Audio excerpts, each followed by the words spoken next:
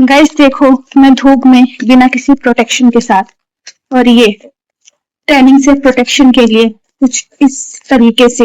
Hello everyone, welcome back to my YouTube channel. कैसे हो आप लोग? आई होप आप लोग अच्छे होंगे।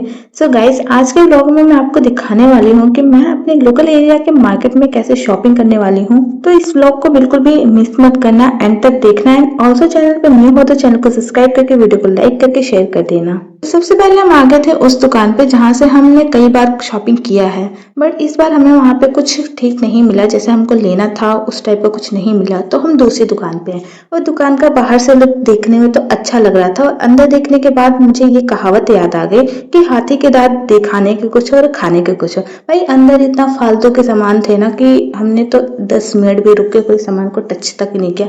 बस एक राउंड लगा के हम वापस आ गए। ना ही वहाँ पे कुछ ढंग के मेंस वियर थे, ना ही वुमेन्स, और ना ही किड्स वियर थे। कुछ भी ढंग का नहीं था, तो हम वापस आ गए। देन फिर हम मार्केट में और आगे गए, और यहाँ पे हमको ये दुकान मिली। यहाँ से हमने काफी सारी चीजें ले लिया, और काफी ठीक ठाक चीजें यहाँ पे मिल गई मेंस वियर में। तो फिर आगे जाके कुछ चीजें बच गई थी, तो हमने दूसरी दुकान पे आए, और दूसरी दुकान पे दीदी यहाँ पे चीजों को सिलेक्ट करने में लगी हैं, और मैं इनके बालकनी का फोटोशूट कर रही थी। सेम दुकान के फर्स्ट फ्लोर पे हमने कुछ किड्स वेयर देखे हैं। देन उसके बाद सबसे लास्ट एंड ग्राउंड फ्लोर पे हमने कुछ यहाँ पे वुमेन्स वेयर देख रहे थे, बट हमको कुछ अच्छा नहीं लगा।